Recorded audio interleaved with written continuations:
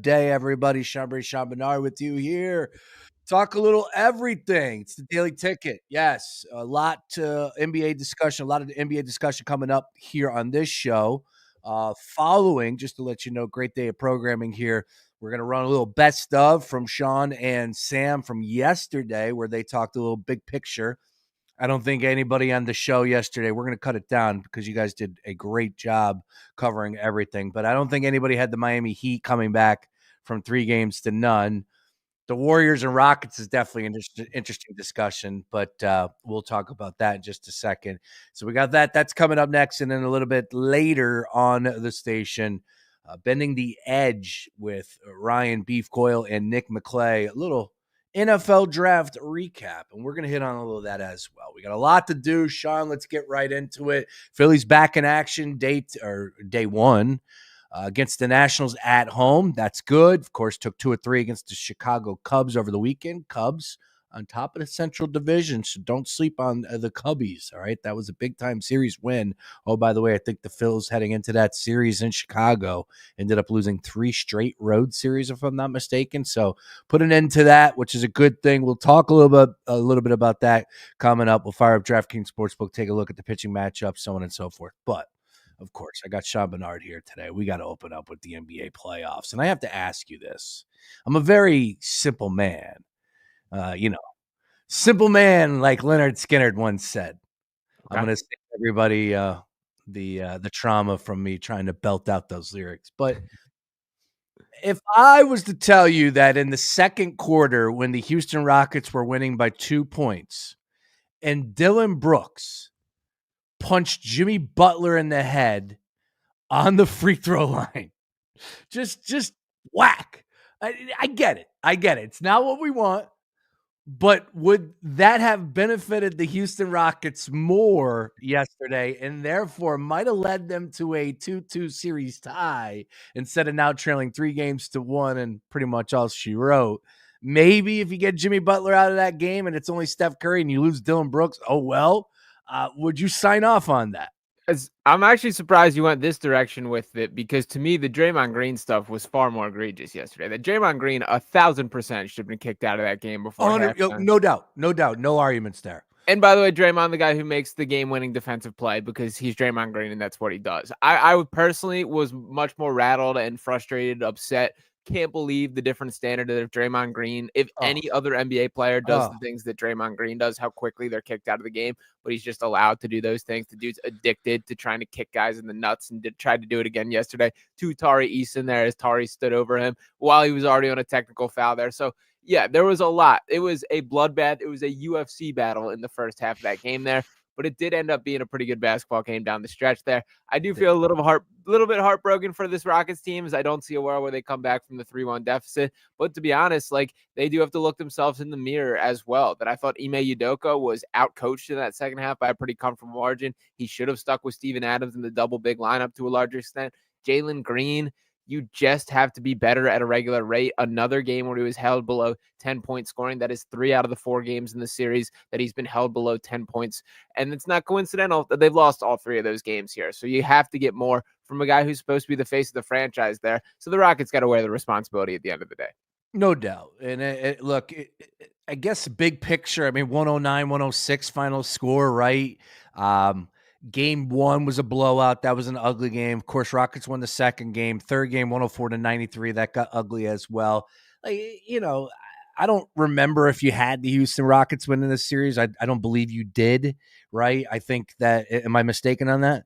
No, I had the Warriors. I thought it was going to be a battle. I had Warriors in 7, so this is it's been a little bit more convincing, although the series not over completely. No, it's definitely not, but it's kind of going the way I felt it would, right? I think a lot of us thought it would, where, look, you're talking about the Golden State Warriors, championship mentality, just a different level, and the Houston Rockets have to grow, right? They're a young team with a extremely bright future if everything stays as status quo at this point in time. But Sengun, oh, sorry, I'm about to drop an F-bomb there. But just go down the list of all these players. Green, like you said, the talent is there. It's like they got to take their lumps. Like this is the series that they're going to lose, and that some of these guys, Thompson, they're going to look back on. You know what, man? We could have played better. We were better than what we showed. We got rattled in that second half in that game 4 where we should have came out and won that game. I thought they were going to win, Sean. I did. They were up by 3 with like 2 to go, and I'm like, Yeah. are the Rockets going to win this game? And then it didn't happen. And we'll get into the argument about the call because it's so frustrating. And we're all doing it today around the water cooler. We're comparing and contrasting all these fouls to what took place in Detroit. And it's like, wait a minute, and I have something for you too with that because, and I'll ask you this right now. Like, I forget what I was doing, but I had to work. So I missed that Detroit final second full, like start to finish. Did they review that? No, that was the whistle went final and it was over. It was how the game. And then Why don't they review it? Why didn't they review it? There was no call to review. If you make a call and then you can review whether or not it's a foul, they did not call anything live. So the whistle went final. The game went final. Makes sense. Okay. Because I'm watching LeBron, he gets the flip on that one where he goes in with the hand where it looked like it was out of bounds and it should have went, I believe, to overtime. Instead, LeBron got that foul. And then last night, right? Like they reviewed it, didn't they? Reviewed it and they still stayed with it, or whether they didn't review it at all and the call was the call. I apologize, my brain is all running together. But I don't think I don't think he was fouled. I don't think Jimmy was fouled. I don't have a referee issue with last night. I mean, I sort of do in the first half, and like what a bloodbath it was. As far as the actual like impact the game down the stretch, I don't think just talk about that Jimmy Butler 3-pointer. You thought that was a good call? The Dylan Brooks closeout you're talking about? Yeah, I mean, I understand why Rockets people would have an issue with it, but the letter of the law is you got to give guy landing spot, and he made contact with the left hip there, like the hand on the hip, the way Dylan Brooks does, which by the way Dylan Brooks does on like every play, like that's something that he needs to fix there. I get it. I do think it's a foul. Jimmy knows what he's doing. He's savvy. He's going to create the contact, and Jimmy's also excellent at that. So I didn't have an issue with that one. I get having a sour taste, but that last night I wasn't upset about that. But Detroit was a foul. Yeah, well, that was more like directly into his line of like. Correct. Josh Hart hit him on the hip. Like Dylan Brooks didn't jump into Jimmy Butler last night. Josh Hart did. You're right. No, you're right. And I'm just like, I think a lot of us are doing that this morning. Like, wait a minute, there's some inconsistencies going on right now. But I guess the way you clear it up, you're right. To your point here, I'm arguing that like the Pistons call was more egregious, or the foul was more egregious, which was not called, versus last night was called, and I didn't have a problem with that being called. Yeah. So I guess like we're kind of on the same page with it. Yeah, it's just frustrating because I wanted to see the Rockets win. I'm so anti Draymond. Anything that he rubs me such the wrong way. It's like if he's on that team, he could be suiting up for Team USA, and I'd probably be pulling for Czechoslovakia. Like that's how bad of like a villain he is. And he's credit to him. He's a championship player. He's made himself a hell of a career. And like you said, at the end of the game, he still finds a way to be involved in the mix, making a play defensively. But he's so frustrating, and he was very lucky to be in that game. It really is absurd to me. Like there are different rules that Draymond Green gets to play by. And I don't think I've ever seen it come up before where there's been a flagrant and a technical like on the same player in a game like that.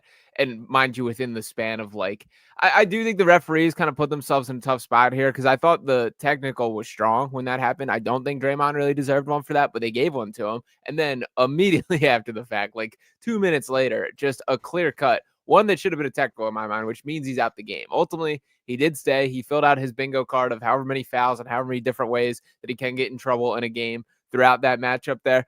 But then, like, at the end of the day, for all that I'm going to talk trash on him, and I agree, like, I was mad in watching him play last night, he did make the game-winning defensive play, and he is a phenomenal defensive player who's very important to this Warriors team. And I think that's what's frustrating about the Draymond Green experience to me is, like, there are really valuable basketball qualities that he brings to a team, but so often they get so overshadowed by all the nonsense, and it just does not need to be that way.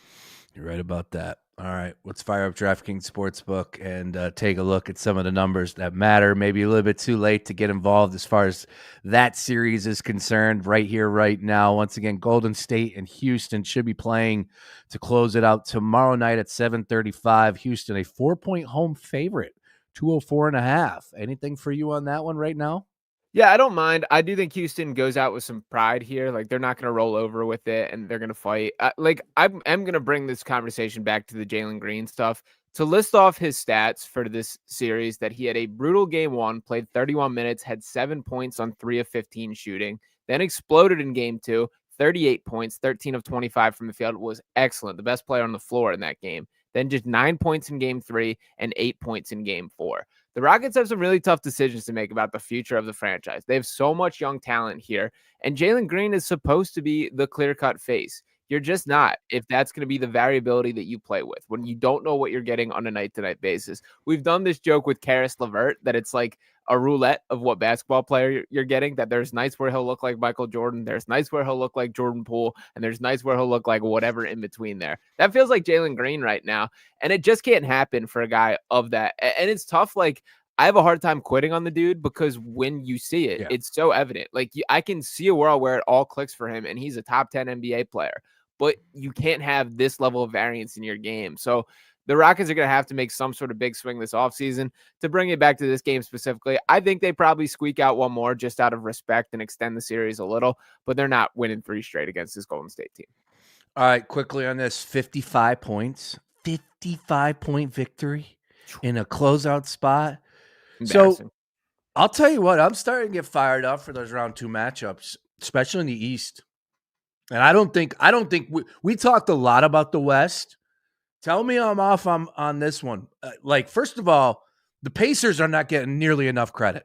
We don't talk about them in the right way we should be. This is a team that went to the conference finals last year, had a sluggish start, and continued to just show up and kick your ass. And that's what they did against the Milwaukee Bucks, where a lot of people are like, Dame's back. I'm going to go with the Milwaukee Bucks. The Pacers are deeper. They're more hungry. Like, I love the Pacers. And it's tough for me to sit here and say to Boston, look out. Or excuse me, it would be Boston and the Knicks. It's hard for me to sit here and say Cleveland, look out, even though they did, I believe, take 2 or 3 against Cleveland. But, man, the Pacers, it starts and ends there. Like, I don't think they are getting nearly enough love that they should. Remember at the beginning of the playoffs when Lou Williams and Chandler Parsons who do an NBA show are like, I haven't watched them. Like, are you watching now? Are you paying attention now? Do you give them a shot against the Cleveland Cavaliers? Yeah, I definitely give them a chance. And I think that's going to be a fun series, potentially the most entertaining series out of the 4 of these semifinals there. I mean, the biggest concern is Tyrese Halliburton has a little bit of that Jalen Green syndrome that I'm talking about too, where you don't know exactly what you're getting from him on a night-to-night basis. But the story of this series for the Pacers has been their depth, that they just have guys that can all compete, man. The Andrew Nemharts, the Aaron Naismiths, the Ben Shepherds. You go down the list of they rotate through these guys, and it's been so drastic in contrast to this Milwaukee Bucks roster, which is so shorthanded. And you're seeing the guys, the Taurean Princes and the Kyle Kuzma, who just have not lived up to what it's supposed to be. Cleveland's a little bit more cut from that Pacers mold where they do have depth pieces, have rotation. And Donovan Mitchell, I do think is going to end up looking like the best player on the court in that series. So it's going to be a battle. I think both these teams know exactly who they are as like an identity here, which I think is really cool. The Pacers defensively have reached a level that I was skeptical was possible for them this season. So give a lot of props there. So I do think we are going to be in for a battle in that series. And I'm definitely giving the Pacers a fair chance of knocking them off. If the Pacers were playing the Knicks, I would take the Pacers. Yeah, I would agree. But they're playing the Boston Celtics. It's tough. Yeah. It'd be great. Knicks will play. I did it again. I'm sorry. They're playing the Cleveland Cavaliers. I'm sorry. I got the yeah.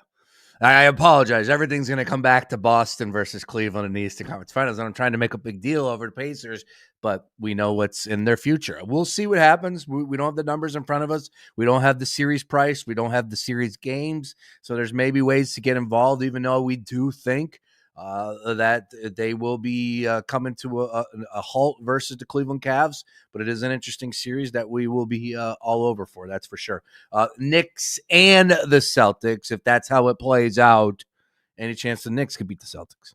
I don't think so, to be honest with you. I think that's a larger gap than the other series there. Yeah. Boston, and by the way, I do want to give Orlando a little bit of love because they have impressed me in this opening series. They fight, they battle, they definitely have holes. What are they missing next year, though? Like what pushes Orlando to that next step in your mind? shooting, number one. They're not only the worst 3-point shooting team in the NBA this season, they're the worst 3-point shooting team of any team since 2015-16, which was the Lakers. And they shot 31.6% as a team from beyond the 3-point arc this year. So you just got to get floor spacing. And that's especially essential when you have guys like Paolo Banchero and Franz Wagner who want to attack the rim there. Number two, they need like a real deal guard. They've got like fun guys, the Anthony Blacks, the Cole Anthonys, guys that are like good Yes. players that can rotate through, but you need like a legitimate ball handler guy that can get you through the clutch. Not like Fred VanVleet, I think played that role pretty well for the Rockets. Last night he was awesome. Yeah, I think a guy like sort of cut from that mold there would make sense.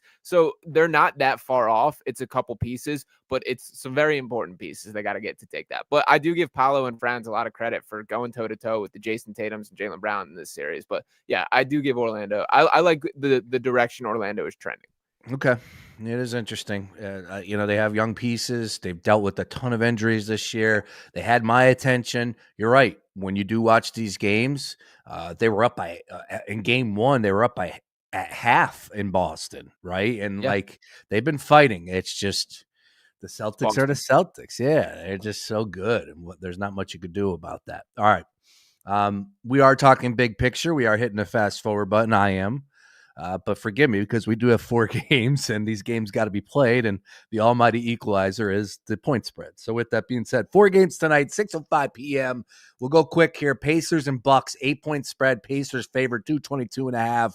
Too many points, or you just think this is over? Yeah, I like the -8 in favor of the Pacers here. That I do think it is stick a fork in Milwaukee that they are done here. I feel bad for Giannis to an extent. I do think we're heading for a very uncomfortable offseason in Milwaukee, but there's just too much depth on this Pacers team, and I don't think they're going to take their foot off the gas. There is real deal hatred between these teams, and I do think that they are not afraid to kick this organization while they are down. So it wouldn't shock me if this turns into not quite what we saw last night with Cleveland and the Miami Heat, but if this goes to a full-scale blowout tonight. Yeah, it is interesting because you look at, what's going to happen with Giannis, and that's the number one storyline. 8 points. Do they show fight here? It does feel like this is a lost cause for Milwaukee, and this is probably going to be another lopsided affair like we've seen. Although it's been close, but again, yeah, if you made me make a selection, I'm probably giving the 8. I'm going to ride with you on that one. Ride with you as far as the -8 is concerned. Giannis to the Lakers. Who says no? I mean, probably Milwaukee. To be honest, is my answer there. How does that? What's his status like as far as contract is concerned? I know he's got 3 years left on a full scale. Wow. So this Max. is a full throttle. I want out. Trade me, superstar. Move again. Yeah, he's on a 5-year, $228 million contract, or 3-year, $175 million left on it. They would get a massive return. I to be honest, that wouldn't be a name that would shock me if Orlando gets in the mix for that. Mark Henry Jr. and I were texting back and forth. Houston can put together a package that could be pretty appealing. Toronto is a team to watch out for. So there will be some bidders for Giannis, assuming that's the way things play out.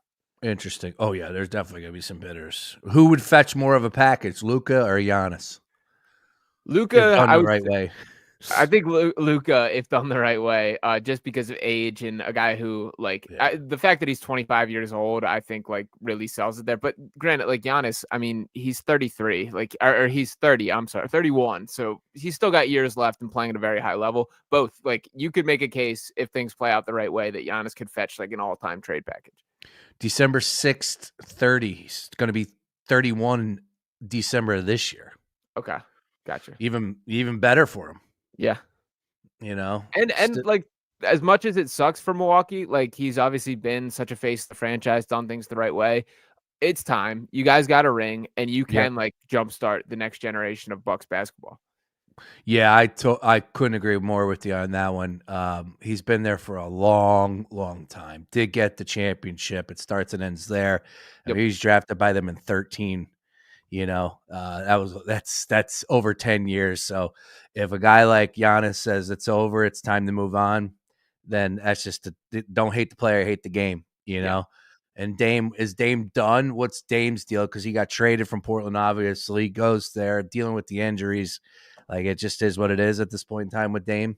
Yeah, I mean, it's most likely that he misses all of next season with the Achilles recovery, looking at, Mm. like, the timeline for that, because 'cause we're talking, like, at minimum 9 months before he's playing basketball again, and at that point, we're talking about him being 36 years old, and, Oh, like, we've already started to see Damian Lillard sort of slow down from a physicality standpoint, not quite looking like, the guy that we once saw lighting up defenses on an every night basis, so I don't wanna say it's completely over for a guy who, at his peak, is one of the most fun basketball players I've ever seen, but I don't feel great about the outlook for Damian Lillard really moving forward. look for a Keith Pompey piece on whether or not a 36-year-old Damian Lillard could lead the Philadelphia 76ers to the promised land. It's like, was that serious? Was that piece serious last week? I love Keith, but what in the hell are we talking about? Anyways, enough Sixers conversation for right now. I know it's in the doldrums where we got to dig deep to find something to write about in the Inquirer, but really, that was what we decided to go with. All right, let's keep it moving. All right, back over to the card tonight once again. 4 games, and this is a big one. Pistons and Knicks. This is going to first and foremost, the 5.5. If the Knicks get this job done tonight, just winning, that's in 5. So, Sean Bernard, that's a losing wager by you against Sam Ostry. But if the Pistons are able to force a game 6 and this goes back to Detroit, that's a win. But you got to love it. This is why we do what we do. This is why the Gambler Gang exists. We have fun. That's right. We wager. We bet against each other. Knicks 5.5 though tonight. Game at MSG. Pistons have played their ass off. It's been a great series. Chippy, what is your expectations tonight? Where does this one go? Yeah, I'm going down with the ship with my Detroit Pistons here. I think they're going to go down fighting. It's tough. Like, it's tough not to be demoralized by the way that things have gone. Because realistically, we very well could be talking about Detroit leading this series 3-1 right now. A couple different breaks, a couple things go the different way. You get one correct foul call, just a little different things breaking the right way. But that's not how life works. And that's not how basketball works. And the Knicks do hold the 3-1 commanding series lead. I hate that it's at Madison Square Garden tonight. I think it's going to be a brutal place for Detroit to walk into. It's going to be an unreal atmosphere in there. But in defense of the Pistons here, if one thing is clear at this point, this team's not going to roll over. They're not going to stop here. I've still liked what I've seen from Cade Cunningham, and I leave this series even more convinced that he can be the best player on a championship contending team here. I mean, New York's going to bring it. It's going to be on Detroit to raise to that level here. I think they probably have a couple punches in them, but it also wouldn't shock me if they just, New York lays it on here. So I don't feel great about the spot, but I'm going to go down with the ship with the Pistons. Yeah, you have to go down with the ship, and they have been showing fight. It's just what could be the difference in this? Like, where does it start for you? Is it a matter of fourth quarter? Can somebody shut down Jalen Brunson? Can we stop him? Is that where it starts for you? Get me to the fourth, and we got to play better defense on Jalen Brunson some way, somehow? Yeah, I mean, that's certainly a big part of it as he's been tearing it up, 15 points in the fourth quarter last game. Isaiah Stewart is hopefully coming back for the Pistons today, which I get the reputation of him as just like a fighter guy, but he does bring something as far as defensive impact, rim protection, and like they've, with all due respect to my guy, B-Ball Paul, I think that they will serve a lot better with Isaiah Stewart eating up those sort of minutes rather than Paul, and even gives you a little bit of just different look of throw Stewart on Karl Anthony Towns for a stretch rather than Tobias Harris having to attempt to keep being physical with them. So I do think Stewart changes the picture a little bit, even though he's not, far from a perfect player either. But it's on Detroit. They got to figure something out here. I don't feel great about it. I won't lie to you. 5.5 is a lot. We'll see. That's a team that definitely has some fight, man. I could see them going up to MSG and hanging. And Knicks like to play with their food, but at the end of the day, it could get lopsided as well. It's a tough place to play at MSG, especially in a closeout. New York's a zoo, and it's only going to be crazier. It's going to be times 10 tonight with the closeout spot here.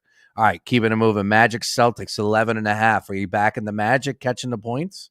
Yeah, I'm taking the Magic to cover. I've been impressed with the way they fought. And the dangerous part about this to me is I'm confident this game remains sort of close, but it just takes one of those barrages from the Celtics to put this above that number. That I believe the spread was 7.5 in the last game. The Magic were within like a 2-point, 3-point margin for just about the entirety of it. And then the game ends as a 9-point Celtics win. So like it was the final score was not as close as that game was. I fear something like that happens today, but I do think the Magic come in their battle, and I'm willing to roll the dice on the 12.5 because of that.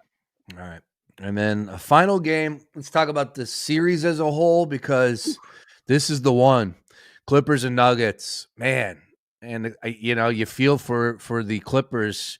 Well, again, it was a tie game. It would have went to overtime. Don't know how that's going to play out, but to Maybe lose box the out a little.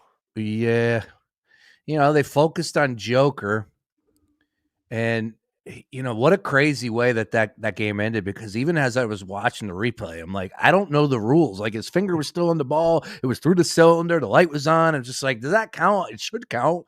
I didn't know though. I was expecting it not to count, and then I'm like, we'll see what happens. But regardless, here we are, best of three right now between the Clippers and Nuggets. Game 5 tonight in Denver, point and a half.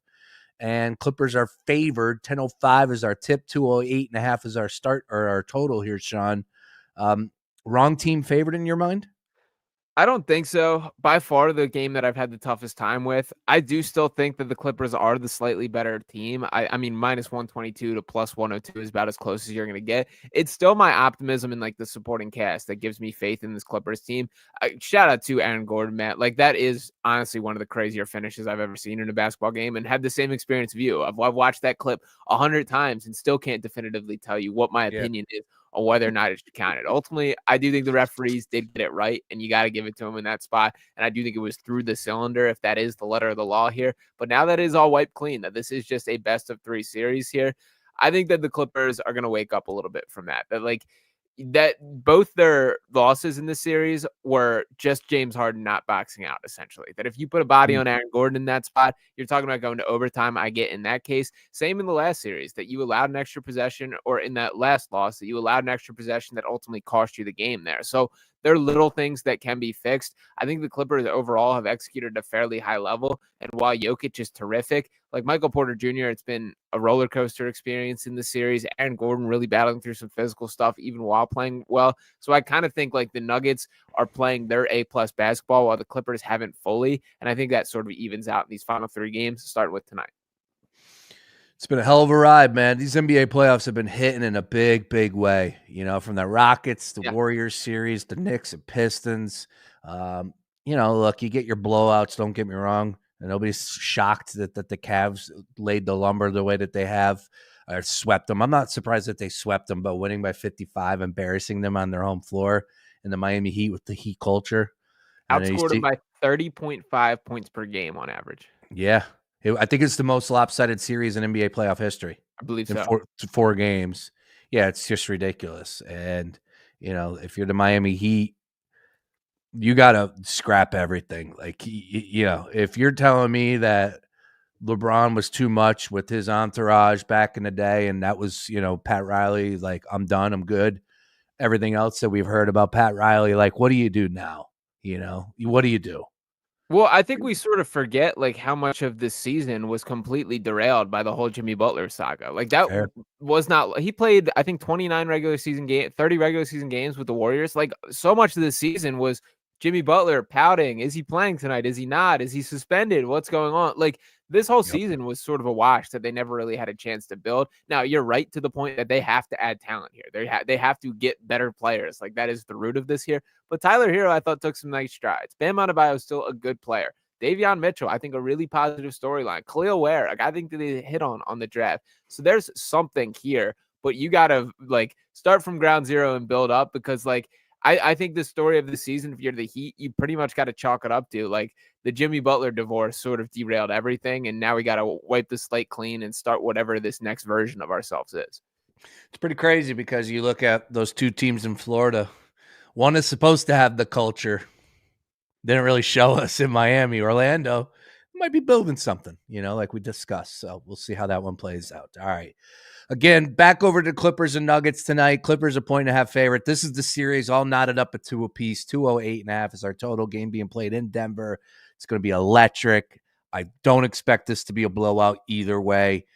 Odds makers are telling you that they agree with us there. I'm honed in on the Clippers because of my pre-series wager. If I did not have that tonight, man, it'd be hard to bet against the Nuggets in this spot. It really would. Clippers are going to have to show me something. Going in Yeah. there and getting a game tonight, make me a believer. Because right now, as I sit, I don't think they win tonight. I think Wow. the Nuggets are just have that mentality. It's like flipping a switch. Oh, we're still the Denver Nuggets. I know there have been times that people have been looking past us, but we can absolutely still compete for an NBA championship. We'll see how that one plays out tonight. Really excited about that one. Have to get a Lakers conversation, a Lakers thought with you real quick because we haven't talked since JJ Redick decided to not substitute in the second half. And I know that he's getting crushed for it. And look, that's what you live and die. You got to fall on the sword, right? Yeah. It's what JJ Redick decided to do. Oh, they didn't need a breather. We had 2 timeouts. Like nobody's coming out of the game, right? Even in high school, college. Like I'm not saying I need a blow. Like get me out of the game. LeBron James isn't telling you that. Luka Doncic isn't telling you that. But you got to be better if you're JJ Redick. You have to get them some sort of breather, even though they were winning, even though it was a close game and they ended up losing by 3. Like it was such a fine line. Do you think if they did get a little bit of a substitution, a breather, that we're looking at a different result? And if so, if not, then like, are we making a mountain out of a molehill here? I think I think probably, to be honest with you. Like when you're thinking about these guys that you're playing, this is 40-year-old LeBron James and this is Luka Doncic, who the biggest concern regarding him overall is his fitness and conditioning here. And that's why the whole Mavericks traded him. And mind you, like he was injured the whole first half of the season. So this is not like, he had a chance to shift his mindset completely, come into the season on with a whole new perspective here. We know kind of the situation here. And watching that game, like Luka was hands on his knees. He was every time out. Like you could see it there. Now, like in JJ's defense a little bit here, sort of the problem when you make a massive midseason trade of the magnitude of Luka Doncic is you don't have a chance to build the roster around these guys the way that is necessary to be like they tried with the Mark Williams trade, which obviously fell through. It's clear that JJ Redick does not trust very many players in this rotation. There's really 6 guys that he relies on here.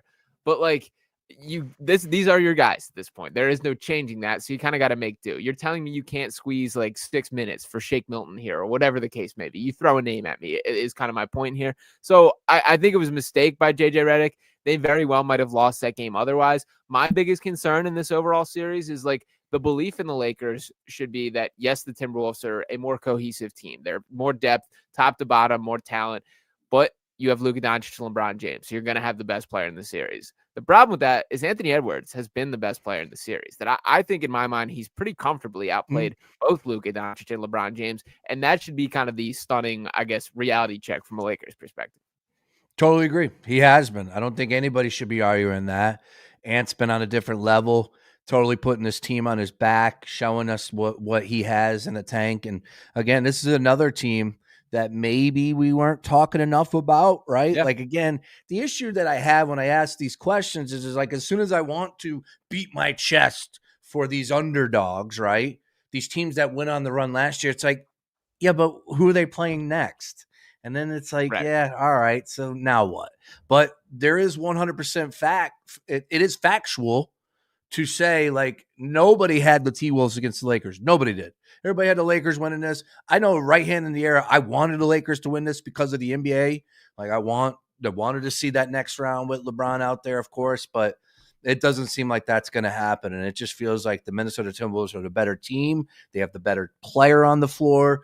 Do they have the better starting 5? I don't know if I can go there with Luka and LeBron, but they're up 3-1 right now. Yeah, and I probably would with the starting 5, to be honest with you. Like Jackson Hayes, who's the starting center for the Lakers here, like he's played 8 minutes or less, and I believe every game this series. He played 4 minutes the last game. At that point, I don't even understand why you're starting the guy. It's like you clearly don't trust him, and rightfully so. He also picked up a technical foul in those 4 minutes that he was on the floor in this previous game. So like I get it. It's going to take an offseason to properly build out this Lakers team around Luka Doncic. And like, look at that Dallas Mavericks team. They did an excellent job doing that, finding the PJ Washingtons, the Daniel Gaffors, the Derek Lively's. The Lakers need those type of guys to like maximize their stars. And the reality is they just don't have them right now.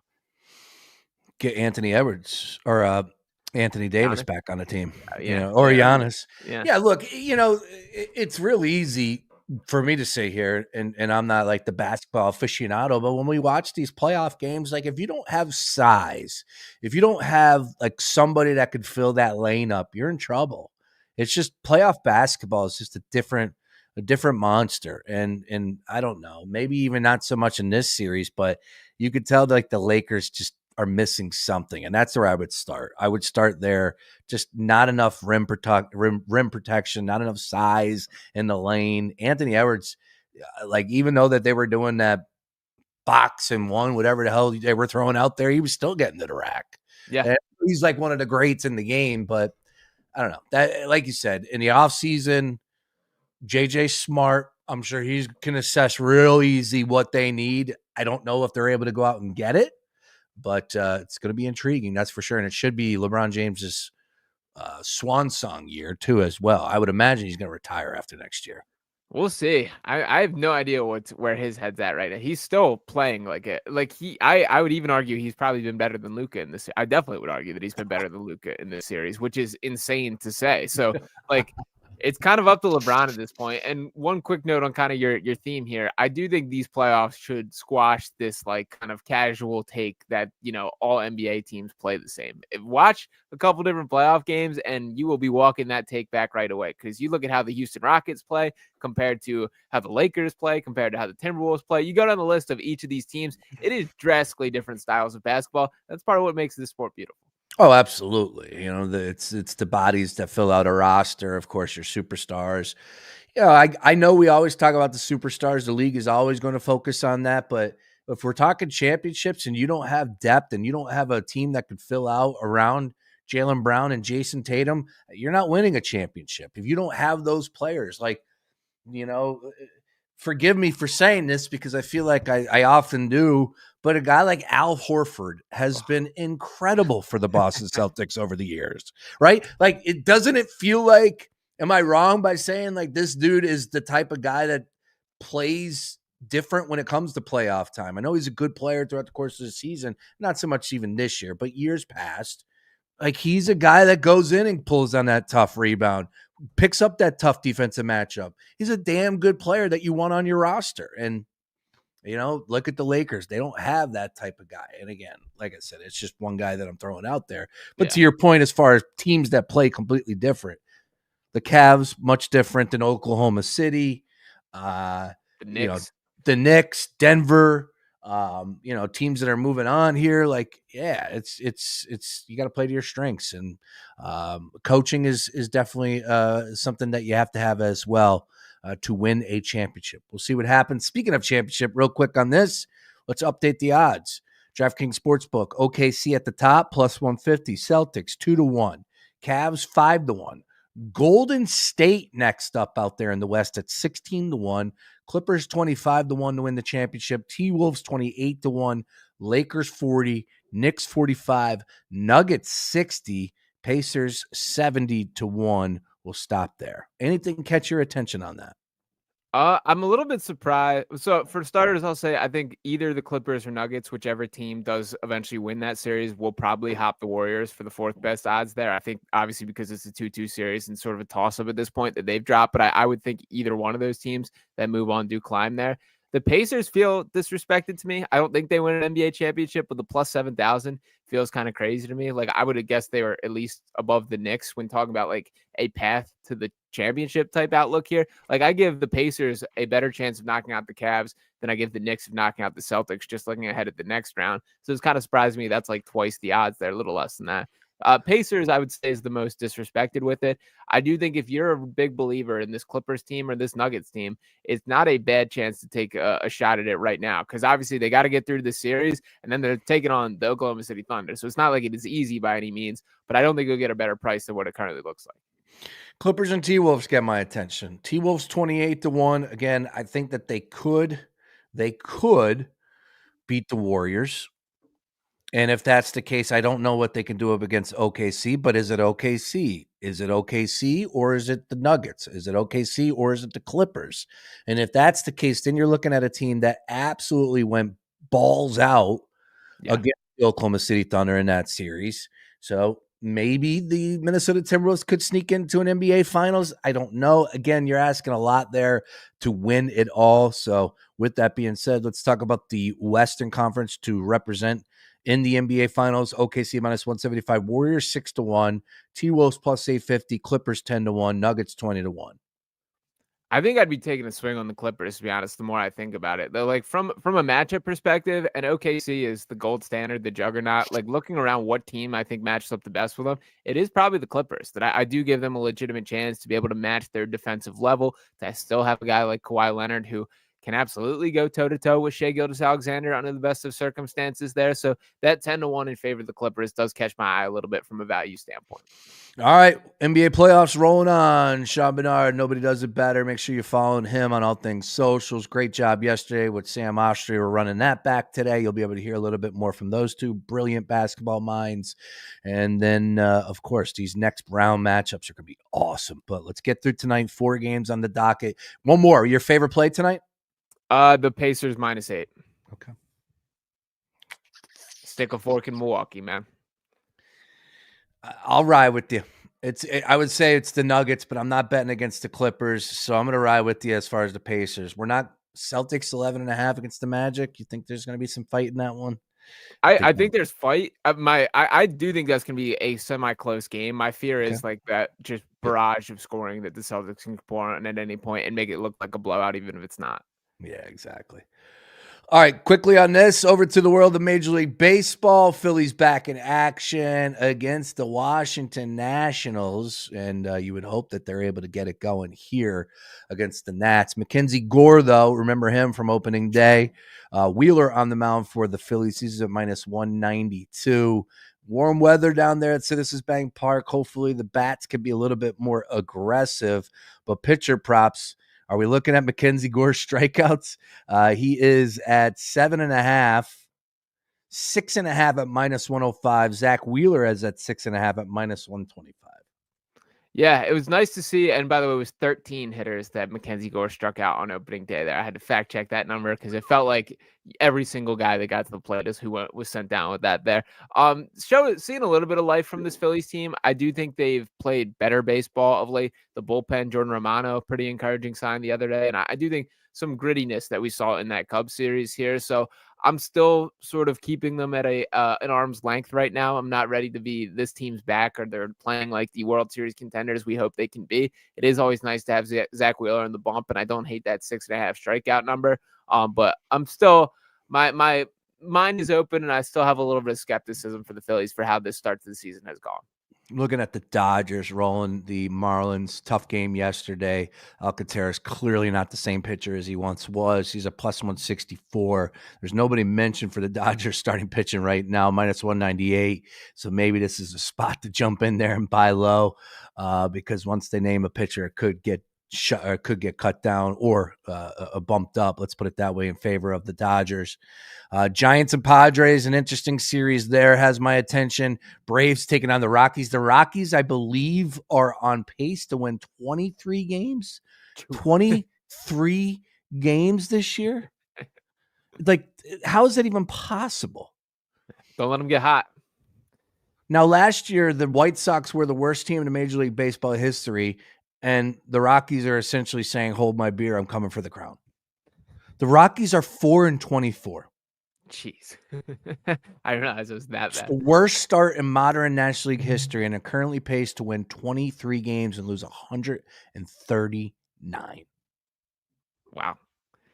Yeah, not good. Not good at all. That's pretty historical stuff there. I have to imagine they have some sort of hot streak where, they win like 4 out of 10 or something like that. That makes them look a little bit better there. But yeah, it's tough times out there in Colorado. Interesting to see there. That'd be cool if we get a little bit of a chase in history for a worse record than the White Sox just 1 year after the fact. I like that as well. All right, give me 60 seconds on this. Why does Shedeur Sanders slide? I think he carried himself like the man when I don't think NFL teams looked like him as the man. And I like Shedeur. I'm a bigger believer in Shedeur than I think a lot of people, and certainly as indicated by NFL teams, many NFL teams in that. I think there's a real chance where he ends up winning this Browns quarterback competition. But I think like the evaluation of the prospect, the baggage outweighed more than the talent was how a lot of teams looked at it. And you got to sign up for the full Sanders experience. And a lot of teams didn't want to take that on. So I think you can spin this in a million different ways. I still have some sympathy for Shador and think there's a world where this is the best thing for him, where maybe this is a wake up call. I got to carry myself like a professional a little bit more, or, limit on the distractions, all the off field stuff, all that kind of thing. Ultimately, I still think he kind of is who he is and is going to carry that right into Cleveland. But there's a world where this all works out. So I'm not ruling this out like his NFL career is completely over by any means, but definitely not what I expect a draft day to look like. Well said. And we'll end on that. Yeah, I agree with everything you just said there. And oh, by the way, am I really trying to draft him when I'm a head coach and the next day or the first loss, it's like, is Dion going to replace me? I think you're just inviting. I also I get the stance of now I kind of think it's just the worst thing in the world for him to be a backup though, because you're still getting all that stuff without the buzz of him on the field or him actually bringing things to the team. Like the second, say they roll with our guy Kenny Pickett as the starting quarterback in game one, you don't think the second Kenny Pickett, who we know his limitations as a football player, throws an interception or makes a bad play, there isn't, well, Shador wouldn't make that throw, or I just think it's kind of a nightmare to slot him in as the backup, even if you don't want to go down the full Sanders experience here. I think it makes it worse, putting him on the shelf to an extent. I agree. Great stuff. The draft conversation will come up a little bit later on this station right here with Ryan Beef Coyle and Nick McClay. Bending the Edge draft recap coming your way. But don't touch that dial. More Sean Barnard and Sam Ostry with the big picture look from Picks and Roll yesterday on all things NBA playoffs, front and center. Be sure to follow Sean on all things socials, and you can find all of his content over at dknetwork.com. Sean, enjoy the rest of your day, sir. Everybody, good luck on those plays. I'm back in the studio tomorrow. Sean Barnard is going to be joining me in studio tomorrow. We might even have a special guest, something on that as well. A lot to do so far throughout the course of this week. Keep it locked right here to The Gambler. And if you missed anything, at FoxPHLGambler.com.